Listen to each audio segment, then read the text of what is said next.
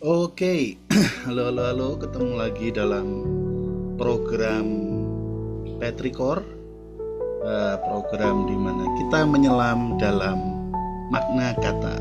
Ya, ini Petrikor nomor 17. Ini angka cukup spesial buat saya, jadi khusus untuk episode ini kita mau bahas statistika inferensial bagian yang pertama ya.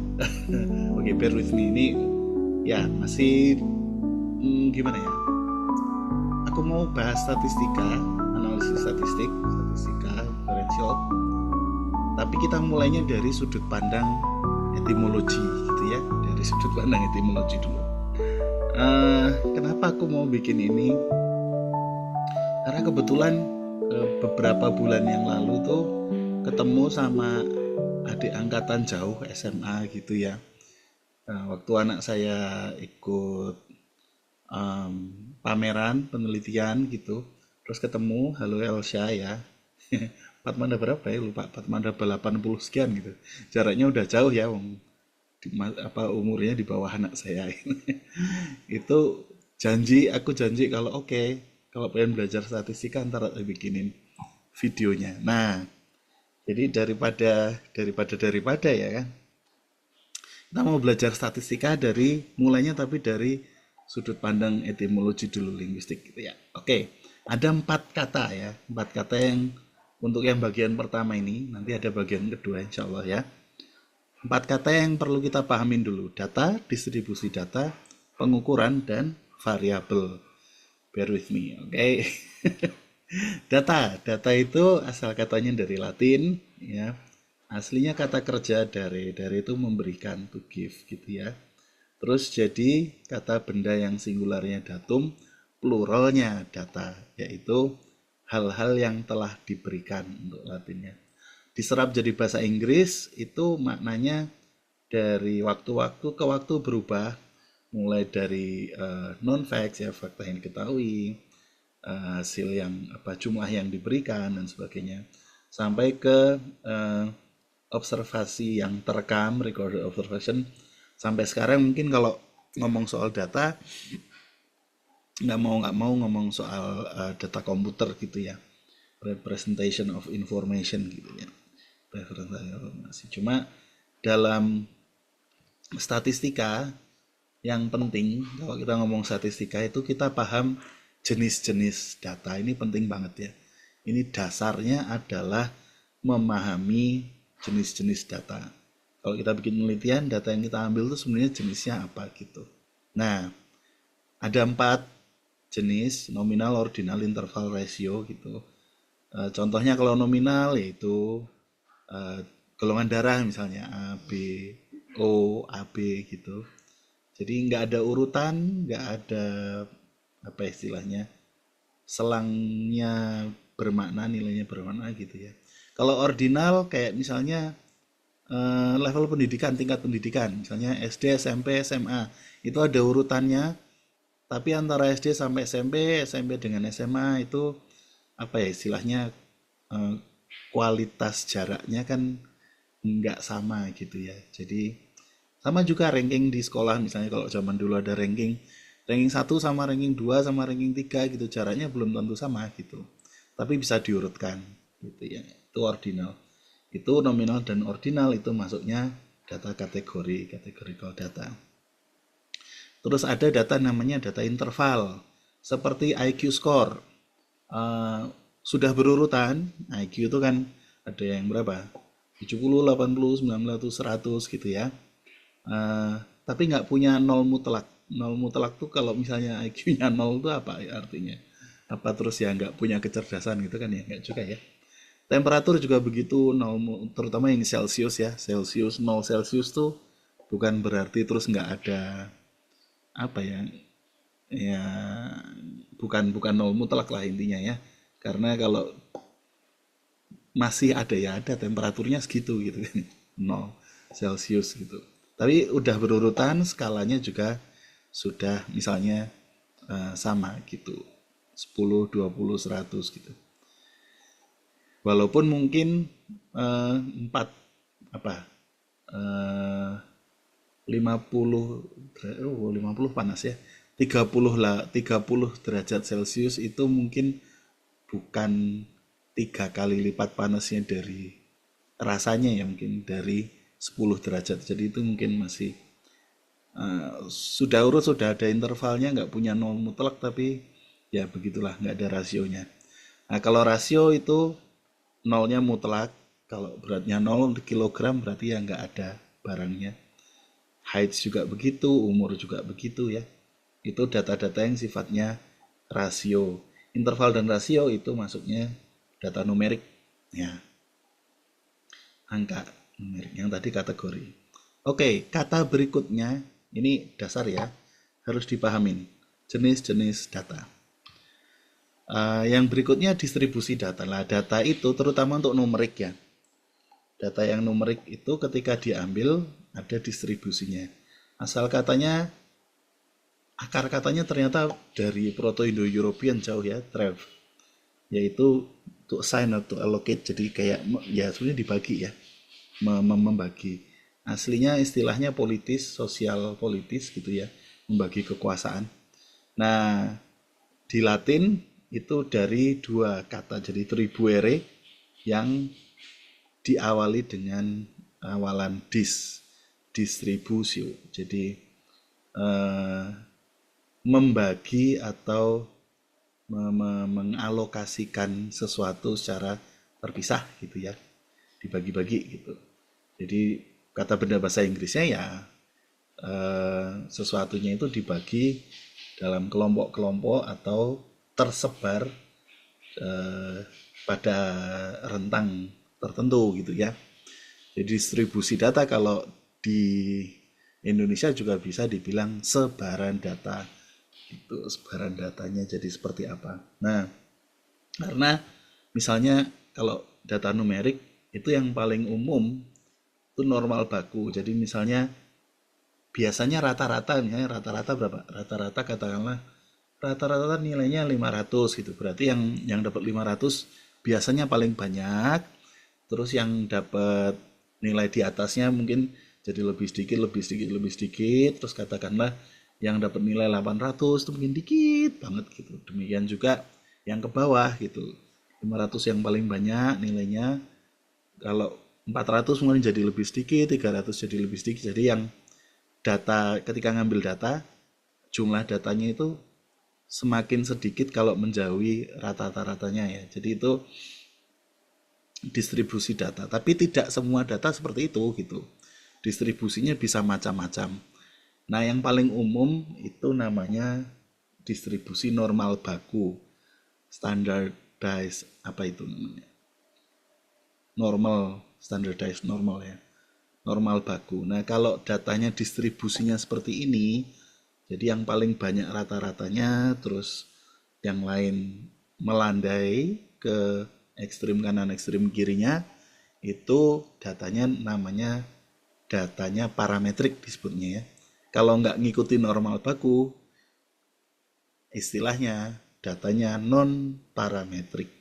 Jadi mungkin kalau udah terbiasa bikin analisis statistik, harus sebelum ngeran statistik toolsnya, analisis toolnya harus dicek asumsinya ya, karena beberapa tes statistik itu memiliki asumsi bahwa data yang kita punya itu sebarannya atau distribusi datanya normal baku, makanya perlu dicek normality-nya dulu, apakah sebaran datanya itu seperti lonceng seperti ini ya, lonceng ya, bell curve kan ya namanya, kurva lonceng, datanya parametrik itu seperti ini. Kata berikutnya pengukuran. Pengukuran ini kata yang asli Indonesia ya, Proto Melayu Polynesian. Menentukan jumlah melalui perbandingan. Itu dari Toba, Melayu, Iban, Dayak gitu ya, Jawa Kawi, semuanya sama punya kata ukur. Artinya apa? Artinya aktivitas pengukuran itu sudah dari sejak lama. Nenek moyang kita itu sudah mengukur ya, mengambil data. Jadi ngukur tuh ngambil data basically kan ya. Nah, dia ngambil data.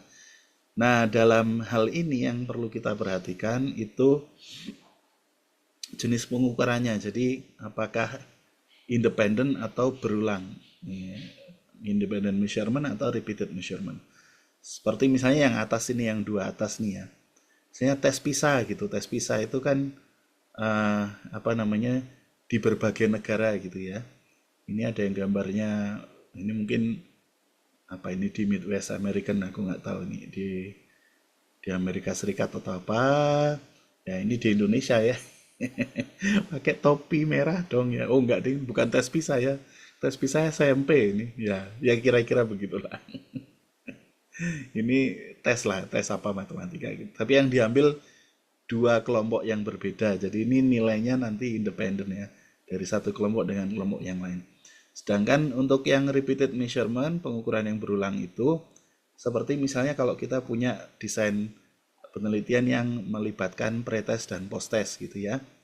Misalnya satu kelompok kelas ambil pretest, terus nanti setelah ada treatment atau setelah beberapa waktu diambil posttest, itu datanya nanti terkait antara yang pretest sama posttest karena itu repeated measurement gitu ya, pengukuran berulang. Itu untuk yang pengukuran. Yang variabel, nah kata berikutnya yang terakhir nih ya. Aku janji yang terakhir walaupun nanti habis nih ada pembahasan statistikanya. Yang variabel itu dari Latin, variabilis, dapat berubah ya, variable. Maksudnya gimana dapat berubah itu? Jadi ya yang namanya variable itu sesuatu yang dapat berubah gitu. Maknanya itu juga berubah. Jadi maknanya itu bisa dikit berbeda interpretasinya kalau konteksnya beda. Misalnya variabel dalam matematika, variabel dalam coding, sama-sama bisa diubah-ubah gitu ya intinya. Tapi sense-nya ketika make itu ya ada yang sedikit beda interpretasinya cuman, dan desain riset juga pakai kata variabel. Ini yang konteks desain riset inilah yang kita pakai ya untuk memahami statistika inferensial ya, karena sangat terkait ya antara analisis statistik inferensial dengan desain research-nya, karena itu yang menentukan nantinya ya. Kita mau pakai alat statistik yang mana, statistical tools yang mana, itu tergantung sama research desainnya gitu. Ya, ada yang namanya dalam desain research itu ada dalam research design, desain riset, ada yang namanya variabel bebas, independent variable, ada yang variabel terikat atau dependent variables. Nah, ini juga penting ya. Jadi kalau dulu saya dapatnya variabel terikat itu tergayut, tapi kayaknya salah ya. Bakunya terikat katanya ya. Variabel terikat. Nah, misalnya nih ada siswa A diambil skor matematikanya, di survei jam belajarnya per minggu seperti apa, skor membacanya berapa, status sosial ekonominya seperti apa gitu ya. Nah, ini variabelnya ya. Variabelnya itu ini. Skor matematika, jam belajar, dan sebagainya. Nah, untuk siswa A ini kebetulan nilai terobservasinya, value-nya 81 untuk skor matematikanya, membacanya 78 gitu ya. Ini contoh aja ya. Mengarang ya. Nah, sedangkan siswa lain misalnya siswa B gitu, observe value-nya ini. Jadi sama-sama yang dilihat skor matematikanya, observe value-nya untuk setiap unit itu bisa beda. Makanya namanya variables, bisa berubah nilainya ya. Jadi matematika skor untuk A itu 81, matematika skor matematika untuk siswa B 67 misalnya. Itu misalnya seperti ini. Jadi ini namanya nilai yang terobservasi, data ya. Yang ini variable ya. Variablesnya ini namanya gitu ya. Dan ada yang mana yang terikat dan mana yang bebas. Nah, itu tergantung nanti pemodelannya. Tapi biasanya variabel yang terikat itu yang dijelaskan oleh variabel bebas. Misalnya nih, ini apa namanya? model matematikanya serem ya. Model matematikanya seperti ini. I will walk you step by step ya. Misalnya ini model pertamanya. Kita pengen lihat Y1. Y1 tuh skor matematikanya. Skor matematikanya itu ditentukan oleh dalam model ini ya, X1 dan X2.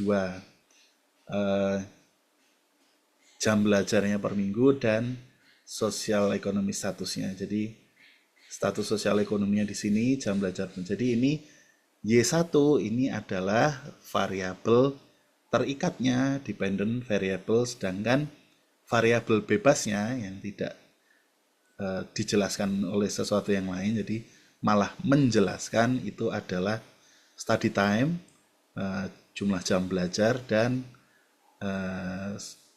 status sosial ekonomi gitu ya. Yang ini apa ini Galat sama koefisien regresi itu nantilah. Yang angka-angka yang apa huruf-huruf yang aneh nih ignore dulu ya. Yang penting ini variabelnya ini variabel bebas independen X1 X2 ini ya. Ini Y1-nya dalam hal ini skor matematika.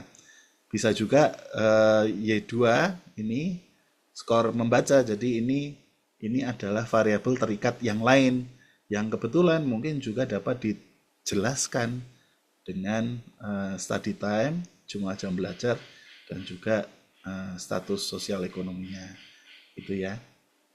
Gitu. Nah, fungsinya apa? Kita memahami ada data, jenis-jenis data tadi ya.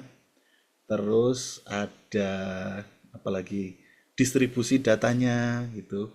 Bagaimana data itu tersebar gitu ya.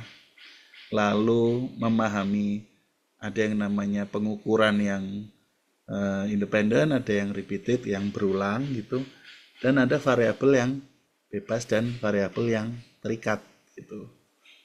Itu untuk sebenarnya menentukan pisau analisis statistik seperti apa yang kita pakai dalam studi atau penelitian kita.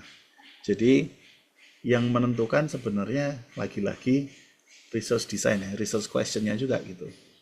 Jadi untuk memilih alat statistik gitu ya, statistical tools, statistical analysis gitu, itu sangat bergantung dengan pertanyaan penelitiannya. Kalau mau lihat korelasi, misalnya ini ya, klik nih, kalau lihat korelasi, tipe datanya apa? Kategori atau numerik gitu ya, kategori atau kalau kategorik pakainya ini yang hitam, yang abu-abu ini alat statistiknya ya, chi-square test for association, itu ada caranya sendiri ngitungnya. Kalau untuk numerik masih kita pertanyakan lagi distribusi datanya tadi, datanya itu parametrik atau tidak, mengikuti kurva normal atau tidak gitu ya. Kalau normal datanya distribusi saya pakai Pearson's, kalau non parametrik pakainya Spearman's rank correlation gitu ya. Itu untuk korelasi. Kalau mencari perbedaan ini sebenarnya yang paling sering ya. Itu pertama kita tanya dulu tipe datanya ya, kategorik atau numerik gitu ya.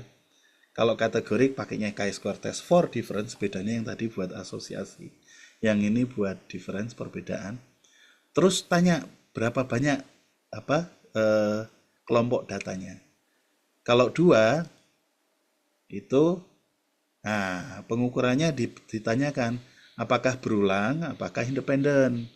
Baru setelah itu terakhirnya distribusi datanya ditanyakan apakah datanya parametrik atau tidak. Kalau misalnya pengukurannya berulang terus datanya parametrik, berarti pakainya paired sample t-test namanya ya, ini t-test namanya. Nanti tekniknya belakangan, kita nggak akan ke sana ya. Kalau nggak parametrik, kalau non parametrik pakainya ini gitu ya.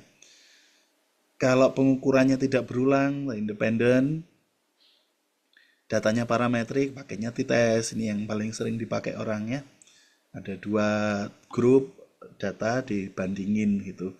Ini yang satu sama nggak dengan yang lain atau ada perbedaan atau enggak. Tapi kalau datanya nggak non parametrik harus pakai Mann-Whitney test, jangan pakai t-test soalnya nanti nggak akurat gitu ya. Nah, kalau kelompok datanya itu lebih dari 2 nih, 3 atau lebih, pakainya ANOVA ya. Tapi itu pun nanti masih harus bertanya, nah berapa independent variables-nya gitu ya. Apakah cuma 1, apakah 2, apakah 3 atau lebih. Kalau 1 pakainya ini. Masih tanya lagi ya, independent atau repeated, sama kayak tadi ya. Parametrik enggak gitu.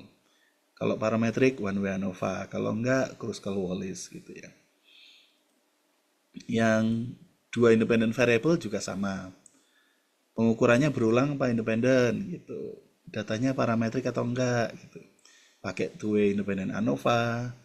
Nah, ini model yang cukup kuat itu namanya Align Rank Transformation ANOVA. ART ANOVA itu terpakai untuk yang non parametrik untuk hampir ya 2 and more independent variables ya, 2 atau lebih independent variables. Kalau yang 3 dan lebih pakai factorial design namanya. Kalau yang independent, repeated factorial design. Kalau yang non parametrik pakai ART ANOVA. Nah, tadi mencari perbedaan. Yang terakhir pertanyaan penelitiannya adalah memprediksi luaran, memprediksi outcome. Jadi misalnya kita punya data, terus kira-kira misalnya kita ingin mencari data yang berikutnya atau yang hilang atau itu kalau memprediksi outcome pakainya regresi ya. Jadi itu perlu ngerti tipe datanya apakah numerik apakah kategorikal. Kalau kategorikal pakai logistic regression, kalau numerik satu independent variables pakainya basic regression, basically ya Y sama dengan MX plus errornya gitu ya, plus C. Kalau 2 lebih multiple regressions gitu. Jadi kenapa memahami data, distribusi data, jenis pengukurannya, apalagi jenis variabelnya, apakah independen, apakah dependent, berapa banyak, itu fungsinya untuk itu, untuk menentukan alat statistik mana yang dipakai. Jadi, kalau pengen cari perbedaan, terus cuman ada 2 group of data yang kita pakai, datanya kebetulan parametrik gitu dan sebagainya, pakainya t-test gitu. Kalau lebih dari 2 pakainya ANOVA gitu ya. ANOVA pun kan macam-macam ya. Nah, tes non parametriknya juga macam-macam gitu. Jadi secara sekilas seperti itu, moga-moga agak menjelaskan ya dan tidak jadi lebih bingung karena lo kok dari linguistik kok malah jadi statistika gitu ya. Iya, karena aku pengen lihatnya dari yang perlu kamu pahamin tuh katanya dulu, karena dengan memahami kata kita bisa pakai kata itu dalam konteksnya apa? Konteksnya milih alat statistik ya. Karena alat statistik tuh statistic tools itu cara menghitung ya, cara ngitung tuh macam-macam, ada apa sih, t-test, f-test gitu ya, chi-square bla bla bla tadi kayak yang tadi, macam-macam seperti itu. Kalau belajarnya langsung ke sana tanpa ngerti petanya, ternyata tuh yang paling menentukan sebenarnya adalah research questionnya, pertanyaan penelitiannya itu biasanya nanti terus bingung. Ini sebenarnya statistik tuh ngomongin apa sih itu? Ya, moga-moga di sini jelas bahwa ketika ngomong analisis statistik kita pasti harus ngomong soal desain penelitian juga gitu ya, karena itu sangat berhubungan erat. Itu dulu untuk Petrikor kali ini. Akan saya sambung karena udah ada tulisannya ya tadi. Statistika inferensial bagian pertamanya, ada bagian keduanya. Ada term-term, ada kata-kata yang perlu kita pahamin untuk memahami proses itu tadi. Perhitungan statistika itu prosesnya seperti apa gitu. Oke, terima kasih, gitu lagi. Gitu aja kok, gitu lagi. Sampai ketemu di Petrikor yang selanjutnya. Bye bye.